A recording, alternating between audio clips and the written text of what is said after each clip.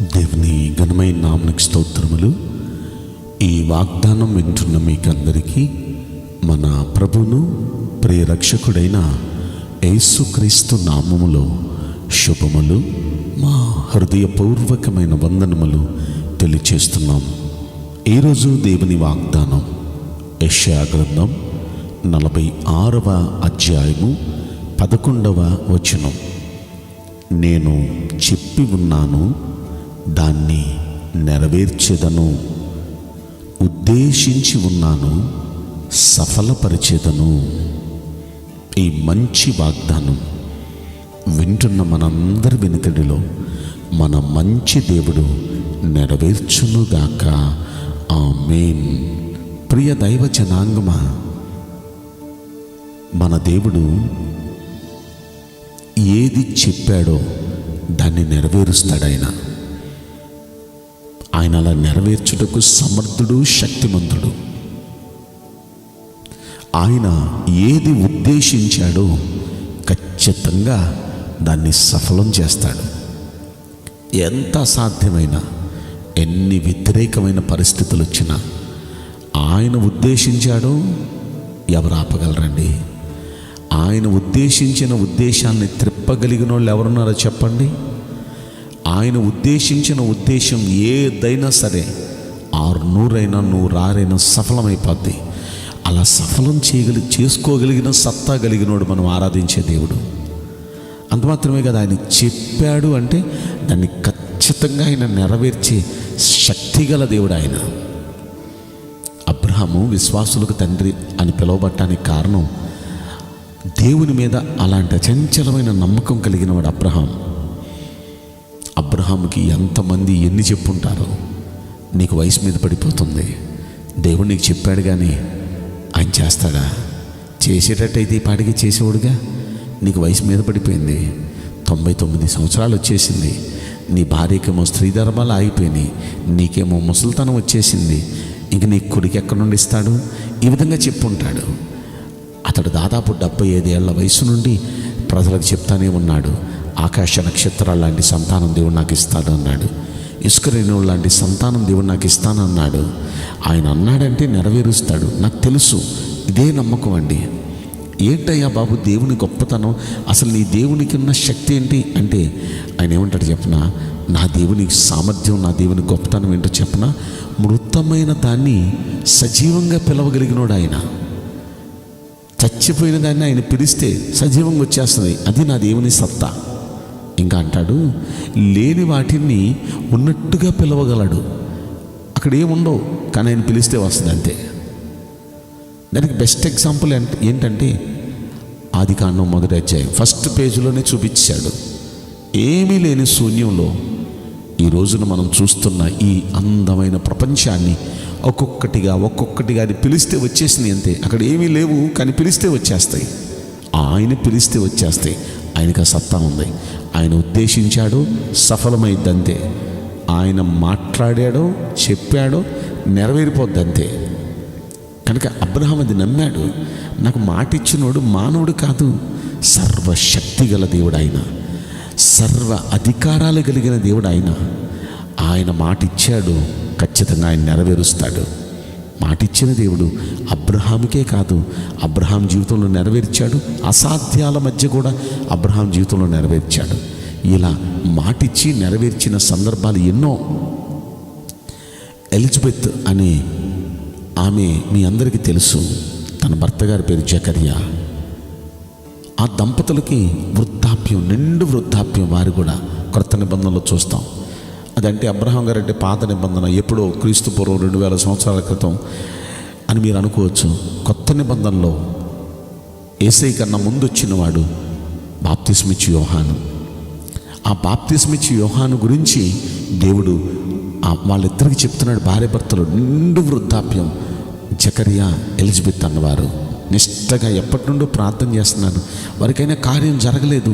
ఒక విధమైన నిరాశ వారిలో ఉంది. దేవుడు రోజున మాట్లాడాడు. ఏమనండి, వచ్చే ఈ రోజుకి మీకు చక్కని కుమారుడు నేను ఇవ్వబోతున్నాను. ఆ కుమారుని పేరు యోహాను. వాడు తండ్రుల హృదయాన్ని కుమారుల వైపుకి, కుమారుల హృదయాన్ని తండ్రుల వైపు తిప్పుతాడు, అనేక మందికి మార్గం సిద్ధపరుస్తాడు అని ఈ విధంగా ఎన్నో సంగతులు చెప్పారండి. చెప్పేటప్పటికి కొంచెం ఆయన అనుమానిస్తాడు. జకరియా గారు, నేను ముసలోడిని అయిపోయాను, నా భార్య కూడా ముసలిది అయిపోయింది, ఎలా మాకు పిల్లలు కలుగుతారు అని ఆయన అనుమానిస్తే వెంటనే దేవుడు ఏం చేశాడు తెలుసా? నువ్వు అనుమానించావు కాబట్టి, దేవుని శక్తిని నువ్వు అనుమానించావు కాబట్టి, నీ కళ్ళారా చూసే వరకు నీ నోరు మూయబడుగాక అన్నాడు. ఇక అప్పటి నుండి అతడు మూగవాళ్ళగా అయిపోయాడు. ఇక మాట్లాడటం లేదు. ఎందుకంటే ఇక అనుమానపు మాటలు మాట్లాడతాడు. ఈ రోజున దేవుని శక్తిని అనుమానించి చాలామంది దేవుని కార్యాలను పొందలేకపోతున్నారు. మన దేవుడు మాట అన్నాడో ఖచ్చితంగా దాన్ని నెరవేర్చుకునే శక్తిమంతుడు. ఆయన ఏదైనా మంచి ఉద్దేశం కలిగి ఉద్దేశించాడో సఫలమైపోద్ది అంతే. మనం అనుకున్నది నెరవేరకపోవచ్చు, మనం అన్నది మనం నెరవేర్చలేకపోవచ్చు, కానీ మన దేవుడు అంటే ఖచ్చితంగా నెరవేరుస్తాడు. మన దేవుడు ఉద్దేశించాడు, ఖచ్చితంగా జరిగిపోద్ది, అది సఫలమైపోద్ది. మనందరి గురించి దేవుని ఉద్దేశం ఏంటో చెప్పిన మంచి జరగబోతుంది. మనకు మంచి చేసే ఉద్దేశంతోనే దేవుడు మనల్ని పిలిచాడు, దేవుడు మనల్ని ఎన్నుకున్నాడు. మనందరికీ మంచి చేస్తాడు ఆయన, మనందరి జీవితాలకి మంచి చేస్తాడు ఆయన.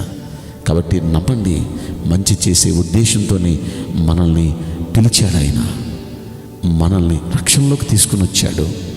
మనల్ని ఎప్పటికప్పుడు విశ్వాసంలో బలపరుస్తూ ఈ వాగ్దానాలు మనతో మాట్లాడుతున్నాడు. దేవుడు ఎప్పుడు ఏది మాట్లాడినా సరే ఖచ్చితంగా మాట నిలబెట్టుకోగలడు. ఆయన అంటాడు, నా మాట ఎలాంటిదో చెప్పనా, ఆకాశం నుండి పడు మంచు వంటిది, వర్షం వంటిది అన్నాడు. ఆ వర్షం నేల మీద పడి విత్తువానికి విత్తనం, భుజించేవానికి ఆహారం కలిగినట్టుగా చేస్తుంది, నిష్ఫలంగా పోదు. నా మాట కూడా అంతకన్నా శక్తివంతమైంది, నిష్ఫలంగా పోదది. నేను మాట్లాడాను, ఖచ్చితంగా అది నెరవేర్చిద్ది అని యెషయా గ్రంథం 55వ అధ్యాయంలో మీరు 10వ వచనం కానుండి చూడొచ్చు ఈ మాటలు. కనుక దేవుడు మీతో మాట్లాడుతున్నాడు. ఈ వాగ్దానాలన్నీ మీరు ప్రతిరోజు వింటున్న వాగ్దానాలు దేవుడు మీకు ఇస్తున్నాడు. ఎప్పుడు ఎత్తిలే, ఎప్పుడు జరుగుతీలే అని అనుమానిస్తున్నారేమో, లేదు, దేవుడు ఖచ్చితంగా మంచి చేసే ఉద్దేశంతోనే ఉన్నాడు. ఆయన మాట్లాడుతున్నాడు. సరే, ఇక్కడ ఒక వాగ్దానం మీకు నేను గుర్తు చేసి నేను ముగిస్తాను. 4వ వచనంలో ఏమంటాడంటే, 46వ అధ్యాయము యెషయా గ్రంథం 4వ వచనంలో, ముద్దిమి వచ్చు వరకు నిన్ను ఎత్తుకునేవాడును నేనే, తల వెంట్రుకలు నెరయ వరకు నిన్ను మోసేవాడును నేనే చేశాను, నేనే చంకబెట్టుకుని నిన్ను ఎత్తుకుంటూ రక్షిస్తాను అన్నాడు. ఈ వాగ్దానం వింటున్నవారు అన్ని రకాల వయసులో వాళ్ళు ఈ వాగ్దానం వినొచ్చు. అయితే ఈ వాగ్దానం వింటున్న మీలో ఒకవేళ వయసు మీద పడి ఉండొచ్చు. ఏంటి నా పరిస్థితి అని మీరు బాధపడుతూ ఉండొచ్చు. ఆయన అన్నాడు, మిమ్మల్ని ఎత్తుకుంటానన్నాడు.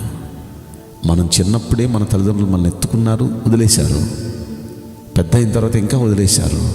కానీ మన దేవుడు చివరి వరకు మనల్ని ఎత్తుకునేవాడు. ఆయన మనల్ని ఎత్తుకోవటం అంటే దాని అర్థం మన బాధ్యతలు, మన బరువులు అన్నీ ఆయన ఎత్తుకుంటాడు. చివరి వరకు, ముద్దిమి వచ్చు వరకు మనల్ని ఎత్తుకునేవాడు. తలెంట్రుకలు నెరయవలసు మోసేవాడు. చివరి వరకు, తుది శ్వాస మనం విడిచే వరకు మనల్ని ఎత్తుకొని మన బాధ్యతలు, బరువులు మోసేవాడు.